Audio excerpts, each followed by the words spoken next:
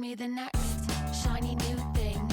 Bring me the next. The Pickleball CHIX are obsessed with America's fastest growing sport, pickleball. Get ready for on and off the court hot topics. Lots of laughs, cocktails and champagne with your hosts, Annie and Rebecca. I'm Rebecca. I'm Annie. And we're the Pickleball Chicks! Hey, guess what? What? 1 year anniversary for the Pickleball Chicks. You know what? And we're awesome. Cheers. Cheers. Ooh. Cheers. Cheers. And speaking of, we want to give a shout out to Ron, our super fabulous mixologist. And we've got our drinks all ready. And got to tell you what it is. The Empress. We are going to start out with this cool Empress Indigo Gin. And I don't know if you know this, but it's got butterfly pea flower in it. And Annie, I knew you would love this one because it makes your skin glow. It makes high blood pressure, which neither of us have, go lower. Collagen. Tell me more. Tell me more. Collagen. It makes collagen. Reduces stress and anxiety. Ooh. Boosts immunity. Okay. Oh my God. What else does it do? I mean, what else do we need? Well, I think you said it boosts your metabolism. Oh my God, yes. It's everything every girl wants. So my God. Drink up, Buttercup. Ron was thinking of us today. Okay. Okay. We put all it together and Ron has a video, so you'll see him doing his thing. Out that sunrise. Sunset. Could be really either. So pretty. I love it. So cheers to 1 year with my good Cheers. friend. I hope we're making a difference in the pickleball community, in the world of pickleball. I sure hope so as well. Cheers, everyone. Cheers. So word of the day, speaking of the pickleball world and community. Well, it is 3 letters. We're changing it up today. I loved it. MLP. And our drink of the day, our word of the day, everybody get their drinks. If you don't make one of ours, make one that you love. Yes. And drink whenever you hear the word of the day. And now on to our spectacular guest, Dr. C from MLP Chiropractic team, medical team for our pickleball pros. Dr. C, the pickleball doc. Yes. Okay. Welcome to our guest, Cynthia. What's her last name? Boccara. Boccara. Yeah, well read it. Very nicely done. Thank you. Excited to be here. She just finished up her MLP stint down in Atlanta, keeping all the pickleball pros rocking and ready to go. Physically, if there was any injuries, they were following her around. So she did an awesome job. And man, I've done cupping before, but I was unaware of dynamic cupping. You guys are going to want to stay tuned and listen to the whole episode because she's got some amazing stuff that she has done. So, welcome, Dr. C. Thank you, Andy. Happy to be here. And so we want to know just a little bit about your background and the road that you came to find pickleball. Oh, it's very interesting. I think I am a COVID pickleball baby, like most people. I practiced chiropractic for, 35 years. And we had lived in San Diego, then sold our practice and retired in 2006 and then moved up to Orange County. And then we decided we're going to go back into practice because you just can't stay away from helping people. It just doesn't last long. So we went back into practice. And then when COVID hit, we were already kind of semi-retired and I was doing some other kind of consulting work. And so we decided to just close the office, and we live at the beach and we couldn't even go to the beach like most people, but oddly and delightfully enough, you could go to the pickleball courts. And so my kids and I know, it was awesome. Crazier things have happened, right? No, perfect storm, honestly. Well, not storm is not the right word, but a perfect synergy. And so turns out that there's a court right behind my house. So I started going there and, just loved it and did the same thing that most people do with pickleball is you find it and you're like, oh, this is really fun. oh, this kind of reminds me when I play tennis or racquetball or badminton. And then I'm going to go once a week. And then I'm going to go, I really like it. I'm going to go again. And I'm going to go again. And it's like this hockey stick of whoosh. And that's what happened with me. And I was, going and cruising. And, I had played tennis for about 5 years when I was young, 10 to 15. And my body remembered how to wail on a ball. So I'm thinking I'm all like sassy. They're certainly going to ask me to be a pro any day. And then I started, hurting myself. And I started, it was a groin, and then it was a low back. And then, I really blew out my knee. And so, over the last couple of years, it's been like 6 months worth of time trying to get my knee working. So I thought I really needed to handle this for myself because, my senior pro experience was certainly down the drain. That was never going to happen. But, in my mind, I think we both thought that we were going to be there too. Totally. I can do this. And also, I'm married to an athlete. My husband was been in several Olympics. So both my kids rode D1. So I'm like, okay, I'm athletic, but now I'm going to be an athlete. Body said, what did your kids play in sports at D1? They both, my husband is 6'8" and I'm 5'9". And so I have giants. I am the smallest of the land of the giants. So my daughter's 6'2", my son's 6'7". So they both rode up at Berkeley and, got them into school, but rowing is very hard on the body. So we told them to stop. It was a bad idea. Wow. It worked out, but the plan worked. Let's put it that way, without too much ancillary damage. And they really enjoyed it. But it's tough. It's tough on your body. Yeah, I bet it is. Yeah. I love what you said. So your husband's an athlete, your children are athletes, and now you're on the pickleball court and you're an athlete. And you're the top athlete. Yes. And I have to tell you that, us moms, as we're playing out there in the pickleball courts, my son is friends with a lady that we recently started playing with, now becoming a friend. Mm-hmm. And her son said to me, my mom says she's pretty good. Is she? And I said, she is. And Xander said, my son said, my mom says she's pretty good as well. We're athletes now. We are such athletes. Yeah. Well, honestly, that is the problem that happens with pickleball is that we are athletic. We do things, we do yoga. I did some running. I live near the beach. I was jogging on lightly. Jog is really an ambitious term. I scampered a little bit faster than walking on the beach.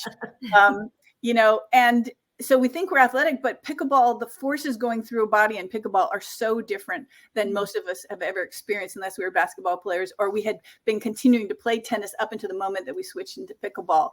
And so that's what gets us in trouble.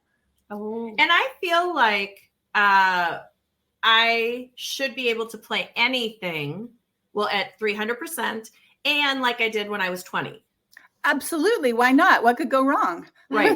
So I go out there and I too had a knee injury. So that's interesting. I'll have to hear more about your knee injury. But what we really want to find out is in Atlanta, and in general really, but in Atlanta, what was the most common injury that you saw there? At the MLP? Yes. Oh, wait a minute. Oh my gosh. Oh, with the Dr. C. To Dr. C from the MLP. Drinking the Empress. That is delicious. Delicious grapefruit. Delicious. Yes. Yes, indeedy. Okay. So you take it away, Dr. C, and let us know. I'm going to just guess what you saw at MLP. You make a guess too. Is shoulder. That's a good one. I'm going to say more with the foot. Oh, you little stinker. That's a good one. Because I think she said that one of her podcasts. Oh, well, because I have foot things. So I always think I didn't even say knee. Yeah. Well, you're both right. We see a variety of injuries, but when I calculate the number of treatments, and treatments is a little bit different than recurrence of injuries, because treatment, sometimes one single athlete will come in 3 or 4 or 5 or 6 times because they've got a really acute thing going on. And it's a 4-day experience for some of them. And when we do the season end, it's a 5-day experience. So we saw mostly hip. Like, and by hip, I mean kind of like SI joint and also tight hip flexors, psoas, iliacus, like an iliopsoas kind of complex. So that's where we see the most of. And because I've been working with these athletes for a long time in the group, and just to point out, it is a team. I am really lucky to be part of MLP. It's honestly the best job in the world. And we do have a team with HSS. And so but I provide the chiropractic, so they're used to coming to me. So I do more than half of the adjustments, or treatments are getting adjusted. So it's kind of like a general tune-up for optimization and accelerated performance. And then from a treatment standpoint, it goes hips, shoulders, and knees. Hips, shoulders, knees and toes. Knees and toes, knees and toes. Now, tell me this. Now, I know that in your body, everything is connected. And so when we have something, let's say a knee, let's use that for an example. I know it's never usually your actual knee. It is some other source. And what do you find as, even for you, if you have knee pain or an injury, what is the true source? Where does that usually, what's the most frequent reason that you have knee pain? Well, you got to think, were you going to say something, Annie? No, I was going to go like this. I just want to make sure that she can be heard.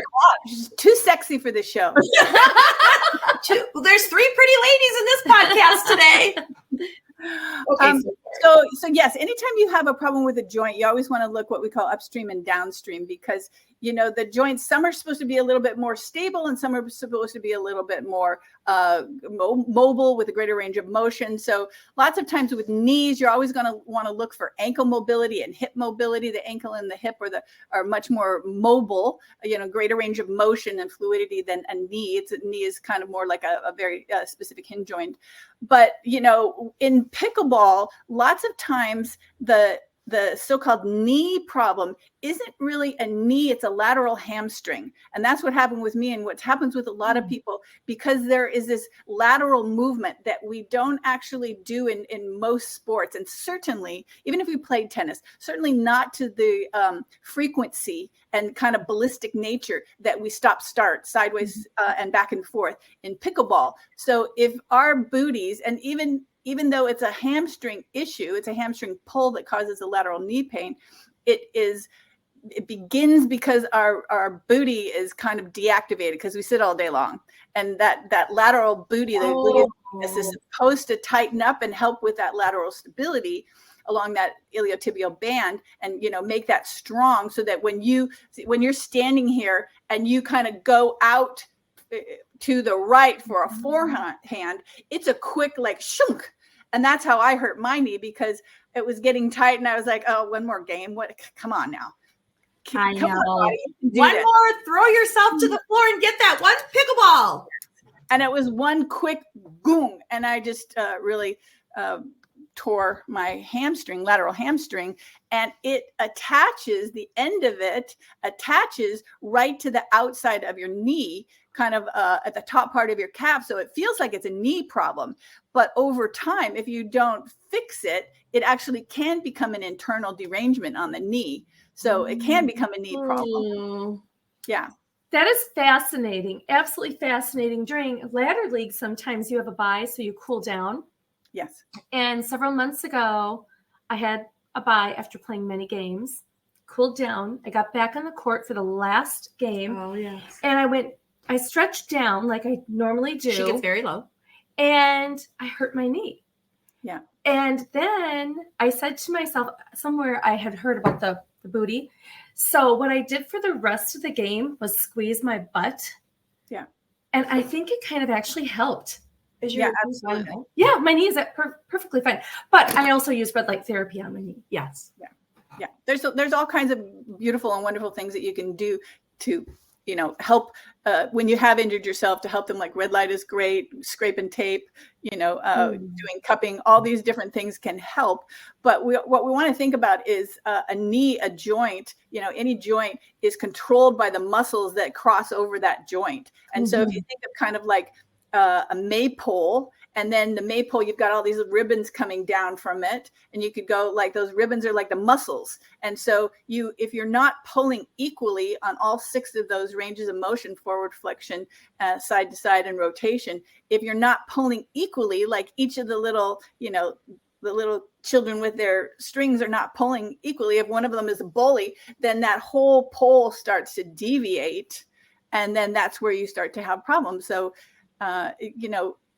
you said that everything's connected, and it really is. It's almost doesn't happen where there is just a cartilage problem, like a meniscus problem, or there's just a pulled muscle, because a muscle is connected to a tendon, which is connected to a bone. It's innervated by a nerve, and it's all covered in fascia.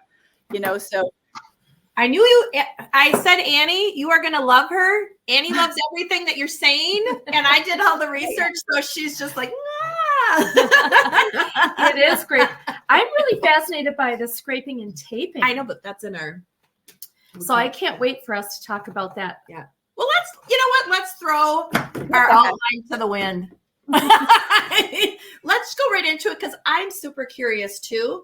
So, Dr. C, could you just tell us about the scrape and tape? Yeah, it's one of my favorite things to do. And it's one of the things that gets people back out on the court quickly. So scraping is, I use a technique, which is, kind of the gold standard in scrapology. And scraping is really an ancient art, from gua sha, from Oriental medicine, where they typically use different kinds of devices, sometimes spoons. The context and the intention of their scraping is a little bit different than the current modern day scraping, but the mechanics of it are very similar. You just are taking a tool. In my case, it's got a beveled edge, and you're just moving it across the plane of the body superficially at kind of a 45-degree angle. And what it's designed to do is several different things. We have this fascia that is in our body, and it connect. That's a piece that connects. One of the pieces that connects everything. If you think of like a single muscle fiber, I always like to think of it like a piece of dried spaghetti, and then you wrap that in cellophane. But then you take 10 of those, and then you wrap those together, and that's like a little mini bundle. And then you take 10 of those, and you wrap those bundle on bundle and wrap on wrap together. And then you take that and you put it in all these different directions, and then you wrap that. And that's what a muscle is like. So if you look at the key muscle in your quadriceps, the rectus femoris, it actually looks like a feather. So all the fibers are going in these different directions, and they're surrounded, and they stay that way because of their attachment with the fascia. But then you take that muscle, and then you wrap that in fascia, and that's like your thigh compartment. And in the meantime, you've got to have all the vessels and the lymphatics and the nerves moving through that and gliding. And so it's all designed to slide and glide. And sadly, as we get a little bit older, some of the fluid dynamics and the hyaluronic acid that is kind of our lubricant starts to not lubricate quite as much. So it's part of why we get stiff. So when you scrape, the goal is to help the superficial layers be able to slide and glide better, which allows the whole system to work better. And then also you have a lot of nociceptive nerves, which are kind of like pain nerves in those superficial layers. So it's kind of like I talk about petting the part. You just pet the part. Okay. You just go over there and you just scrape it and you give it a little love, and you can kind of down-regulate some of the sensitivity that our bodies can upregulate when we've hurt something. It becomes hypersensitive. So the scraping helps to decrease that. And then it also helps with some of the lymphatic drainage. So it works in 3 different ways. So it's basically awesome. Well, I'm super curious about the lymphatic drainage, because I know that is such a big component of our health, really. Yeah. Yeah. Well, so our lymph system is kind of like the trash removal system in our body. So our heart pumps blood. Think of it like the nutrients going to the cells. And then the lymphatic system takes the extracellular fluid, and it kind of sucks it up into these little vessels. And those little lymphatic vessels then are moved. There's no pump to the lymphatic system. So the only way that it moves is when we move. It's muscular contraction that allows it to actually move that fluid, the lymph fluid, forward. And so that is what we need to do. And sometimes, you know, when you see somebody who's torn something and they swell up, that is extracellular fluid. And then that needs to be pulled out ultimately by the lymphatic system. So anything we can do to help that, that's why I like to use the compression boots. You know, we use Air Relax or Normatec, that to help, you know, like it's like wringing a towel. You just move all that stuff out. Mm-hmm. We have those. Kingsfield. We have Kingsfield compression boots. But I was using them. I've been trying everything for my knees, and I just had a lot of pain when I used them. I only used them once. So I'm like, I can't do it. Is that so? You can put them on too high. You know, there's no the lymphatic system is very superficial. So you don't really need to crank those babies down. You know, you do that when you want to drive blood in and out because the blood vessels are a little bit deeper, right? But the lymphatic system is superficial, so you don't need to have it on hard. And sometimes people make the mistake of like, if a little is good, then twice as much is better. Oh, yeah. Like pickleball. We call that extra sauce. And we just love extra. Oh, we do. As well, you should. I feel like we should cheer to extra. We should. I mean, come on. Oh my goodness. Okay, so Dr. C, ma'am, with doing the lymphatic draining and doing the scraping, are you to do it every day, or should you do it before you play, after you play? What would you recommend on how, like Annie and I would put that into our pickleball routine?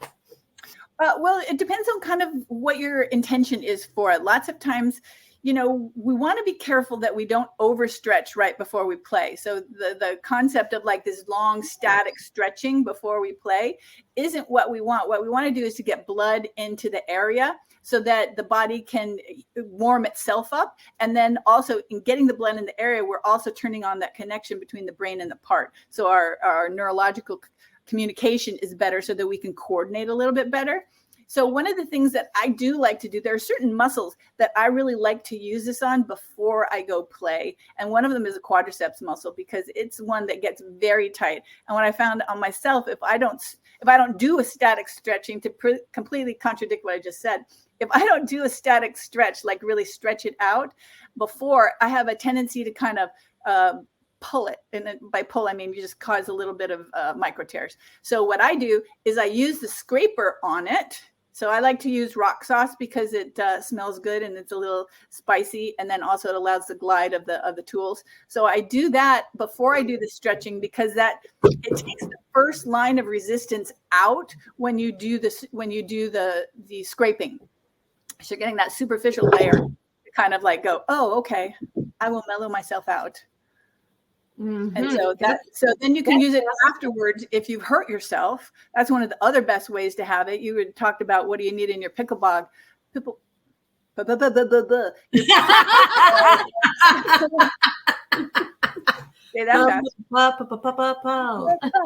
your pickleball bag, you know, as a first aid 911. So I like three things. I like to have a scraper, rock sauce, and tape. So if you feel at any point like, you know, you kind of pull something like you just did that when you played last time, Annie, you said you kind of went over and you felt something and then you use your booty to coordinate better. What you can do is take a break, you know, and we're fortunate in MLP, we get 15-minute medical timeout. So I do this all the time. You take a break and go, you know, if it's somewhere that's a little spicy, go into the bathroom and take that rock sauce and put it on there and just use your scraper. And basically it's you communicating with the brain saying, hello, I hear I've done something. And then it also kind of like helps the fascia to distribute the load properly, because otherwise when you have a weak spot, the load is preferentially going to keep going to that and like, you know, damage it a little bit more. So if you use a scraper, then that kind of spreads the load a little bit, spreads the love, and then the neurological system gets back on track and it doesn't oversensitize.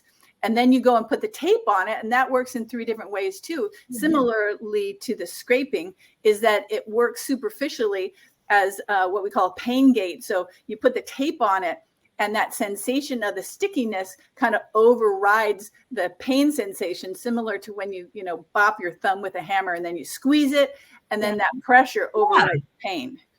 So my gosh, you, my friend, are amazing. That is interesting. I've always wondered about the tape. Yeah. You know what? I was using the tape and I was like, it's just BS. And you could have that's not an uncommon thing to think. It's just not accurate. It totally. And so I would go to my PT. They would put it on, and then when I didn't go to PT anymore, I was putting it on myself. And maybe that's where it kind of came to be, where it was like it probably wasn't put on correctly by myself. Well, yeah, you can give yourself a little bit of grace on that, because it's almost like kind of like scraping. In some sense, you can't do it wrong, but you can do it more right. As long as you're not really just, in the scraping, just jamming on yourself, then you're probably not going to cause damage unless you're really going after it. And that's not the purpose of the scraping in general, unless you're trained to do that. But the taping is great because in addition to the pain gate and reducing the pain, it also helps move fluids through in that lymphatic system. But even more importantly, that all of that stickiness, the adherence and adhesive, it's sending messages to the brain going, hello, I'm here. Hello, look at me. Oh. And so the brain coordinates the part better. That's fascinating. You describe things really great. You really do. I hope you don't mind if I segue into something else. Dry needling is something that I have been told to do. And what is your opinion on dry needling? Well, I think that there are many roads to Rome, and there are so many amazing, really like extraordinary ways of helping the body to do its own healing. Because at the final analysis, it's the magic and brilliance of the innate intelligence in the body that does the healing. It's not me as Dr. C. It's not the scraping. It's not the taping. It's that innate intelligence in the body that is doing the job. And so needling is kind of like dry needling too, is based on the Oriental medicine kind of approach, in that not only are they looking at the meridian channels, but they're using it to specifically get the muscle to relax. So I think that, I haven't done it, but I don't discount the potential that it has. Well, something that you have done that we couldn't wait, I've been chomping at the bit, is the dynamic cupping. Yes. So could you share a little bit about that? I saw the video on your Instagram. Everybody follow Dr. C on Instagram. Do a shout out for your name on Instagram. Yes, I am Dr. C _ the pickleball doc, and definitely do follow me, because I'm going to start doing more and more tips and hacks so that we can all play pickleball till we're 90 safely. That's my goal anyway.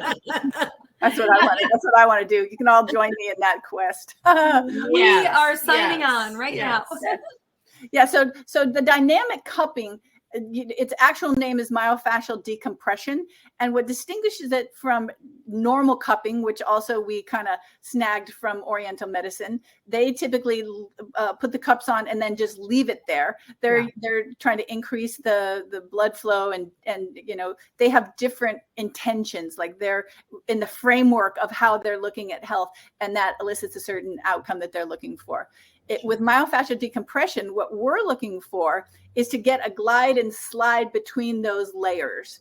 So when we put the cups on, and then when we create the vacuum, when we suck it up, we're pulling not only the skin and the superficial fossa, but we can actually pull the muscle up in there. So by doing that, we get to access layers in between muscles, the deeper fascia.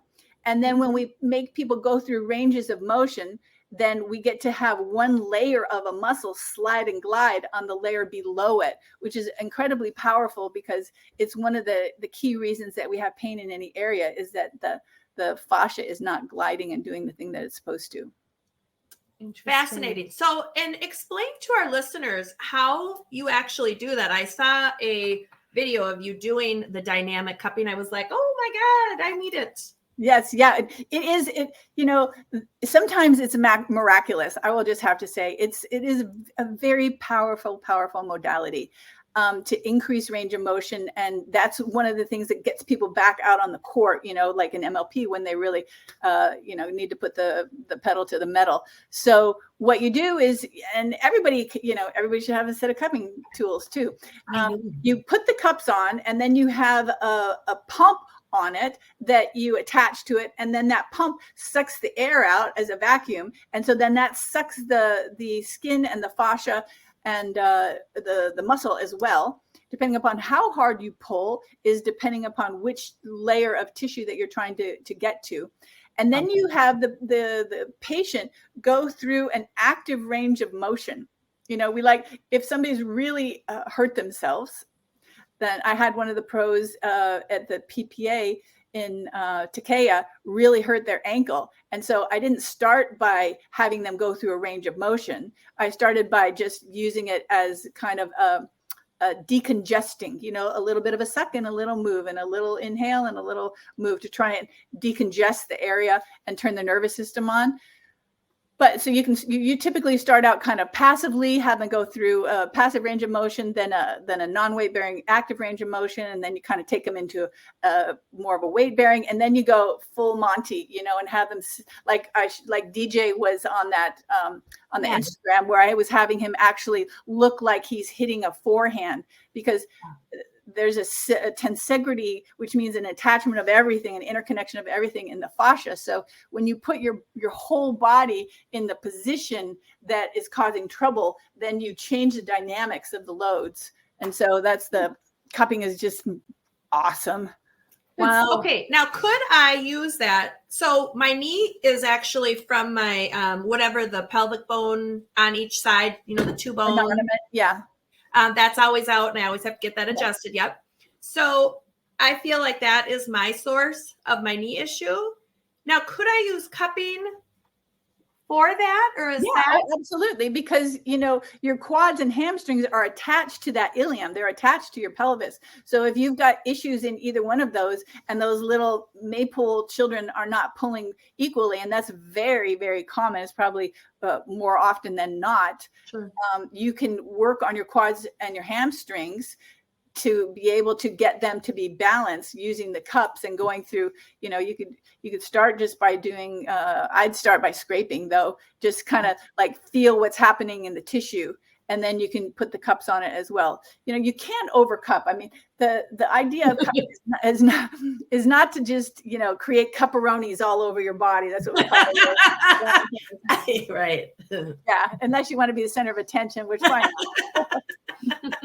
I've seen so many people at pickleball, and I'm like, oh, you doing some cupping? Doing some cupping? It is kind of the new cool thing, but yeah. Cool. Sometimes cool and trite and cliche are that way because they deserve it, because it's awesome and it wants to be repeated. Right.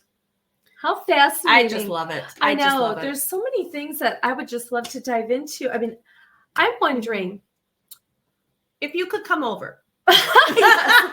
No, we're coming to you. We're coming to you. We have a few people we need to visit out in California. Everybody needs to visit California. Yeah, absolutely. Absolutely. So as we are all thinking about the things that we can do to perhaps prevent injury, scraping sounds like that could help prevent as well as help if you've been injured. Are there any other key takeaways that those of us that are just fanatically involved with playing pickleball every second that we can, that we should be thinking about to add to our routine? Yes. Is that what you? Yes. And also, you had mentioned for that we should not be doing so much static stretching.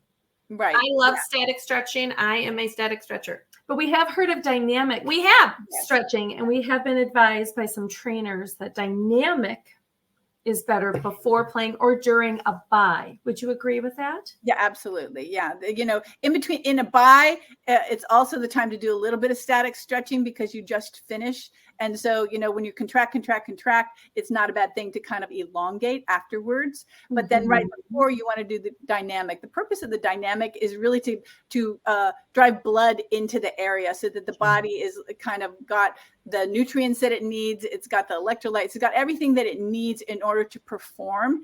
And so that's what's really important, as well as the kind of neurological connection. Lots of times people trip and fall, not because they were, just being a dork or it was like a crazy move, but because their brain and their feet were not communicating very well. So that's also the part of the dynamic warm up. I like to call it crisscross applesauce, where you're kind of like crossing over, going sideways, both directions, and then shuffle both directions, and then do a T where you kind of do a couple steps forward, then out, and then forward and back. Just to kind of get your brain going, oh, that's right. I gotta step it up. I gotta move. I gotta be able to coordinate all these parts really fast, because when a ball comes at you, your movement is much faster than your ability to consciously go, oh, maybe that's a little too much. You're gone. That's right. And we have been known to psych a couple teams out with our dynamic stretching. We have. I love that. It's our secret weapon. Shoot. It's like the pickleball haka.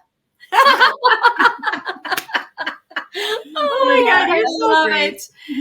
Okay, so we have a couple more questions. And we always ask one, did you ask all your questions that you wanted to ask about before, after, and all that? I wanted to make sure that we yes, I mean, we could really go on and on. We could have multiple series of recordings with you to enlighten all of us who are curious and would like to take good care of our bodies.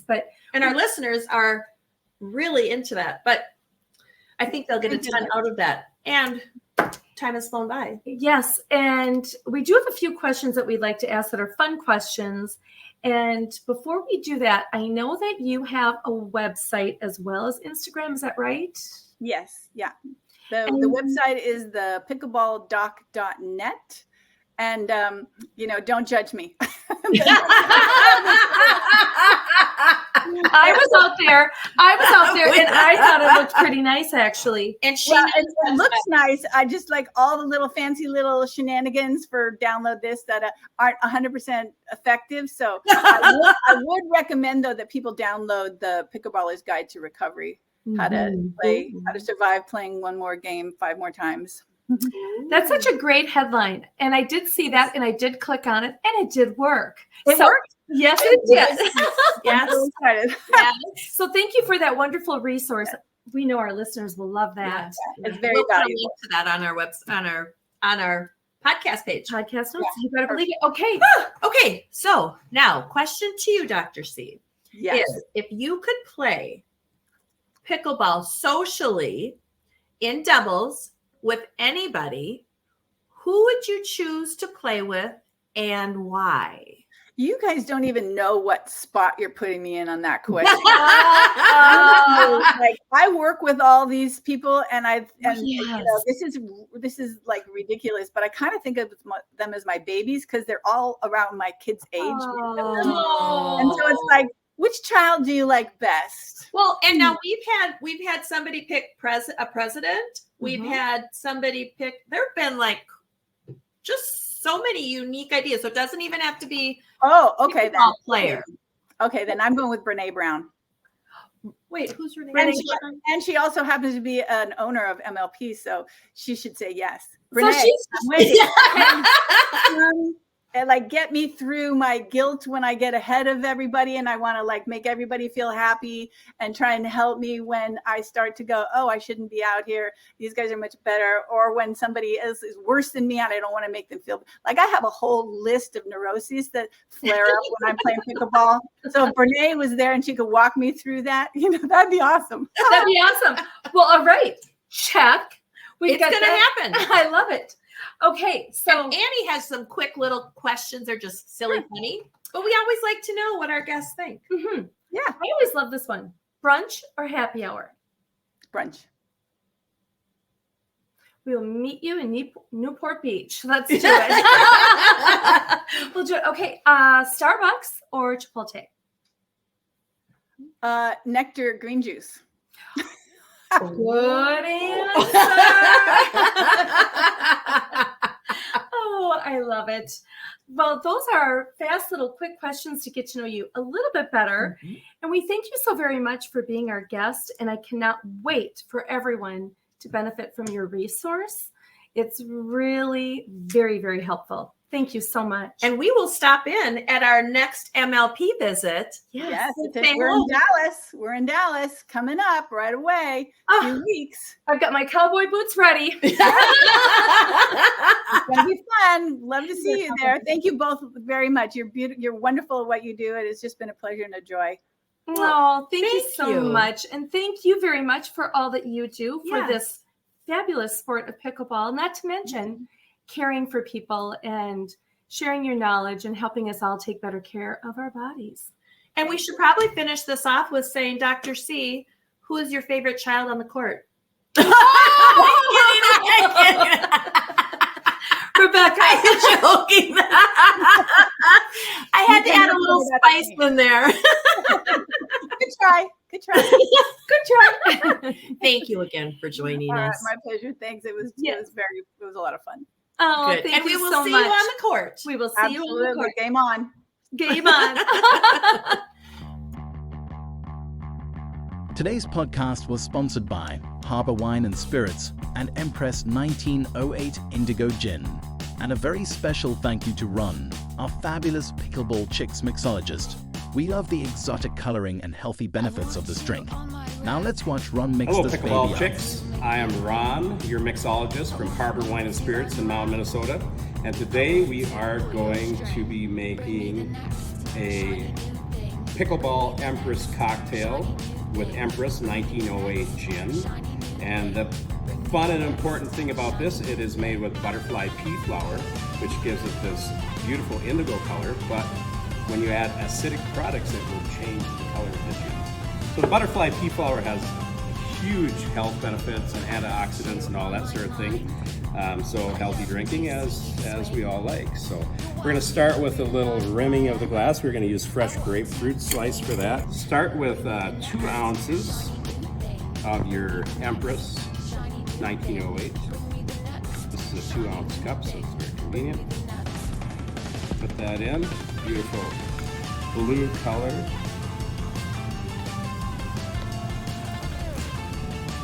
It's pretty that way. So if you mix this with non-acidic products, it will stay that color. You can have a lovely blue cocktail. Then we are going to put some Fever Tree grapefruit soda in there. You want to add that carefully and kind of notice as we're adding it, we're coming up with a little bit of change.